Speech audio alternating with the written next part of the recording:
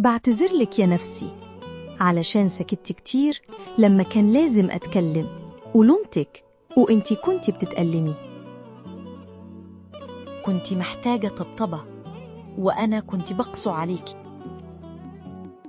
صدقت الناس قبل ما صدقك، وحاولت أكون كويسة في عيون الكل، ونسيت أكون حنينة معاكي.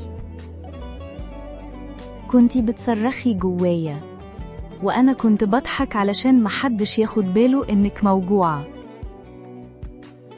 بعتذرلك عشان خذلتك لما أنا وافقت على حاجات ضدك، ولما قلتي لأ واتكسرتي من جوه، وأنا خنتك وقلت ماشي.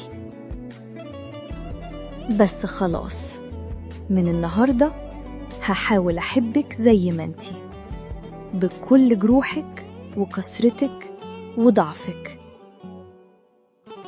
أنا معاكي ومش هسيبك لوحدك تاني، هاخد بإيدك ونقوم سوا.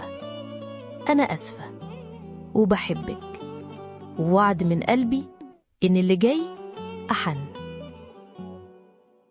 أنا معاكي وهاخد بإيدك ونقوم سوا، ومش هسيبك لوحدك تاني. أنا أسفة وبحبك، ووعدي ليكي إن اللي جاي هيكون أحسن وأحن. والأول مرة باكل علشان أعيش، مش علشان أنسى. بغذيكي مش بعاقبك. والأول مرة من زمان قررت أنام بدري، مش علشان بكرة شغل ولا علشان ورايا التزامات، لأ، علشان أنا أستاهل الراحة.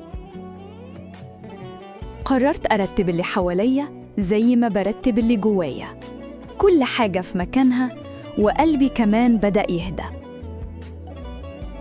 بدأت أكتب، مش علشان حد يقرأ، بس علشان أعبر عن اللي جوايا.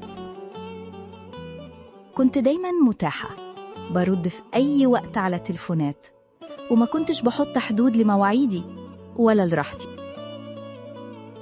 كنت دايما بخاف أقول لأ. النهاردة قلتها، والأول مرة حسيت إني حرة.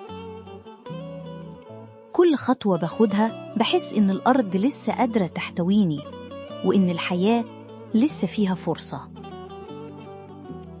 كنت فاكرة إن الوقت اللي راح ضاع، بس دلوقتي كل لحظة ليها معنى.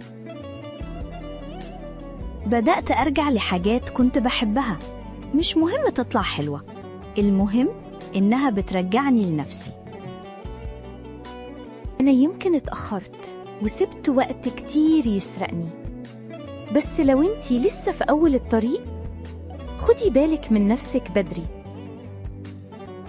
وأقولك بقى المفاجأة الصح، مفيش حد كان محتاج منك كل التضحيات دي، انتي اللي اتبرعتي وضحيتي. اوعي تفضلي عايشة علشان ترضي الكل وتنسي ترضي نفسك. من النهاردة أنا هفكر فيا الأول، من غير تأنيب ضمير على الفاضي ومن غير خوف. تابعوني في سلسلة فيديوهات بوعدك يا نفسي، علشان الوعود دي هي اللي هتغير حياتي للأفضل، ويمكن كمان تلاقوا فيها حاجة تفيدكم.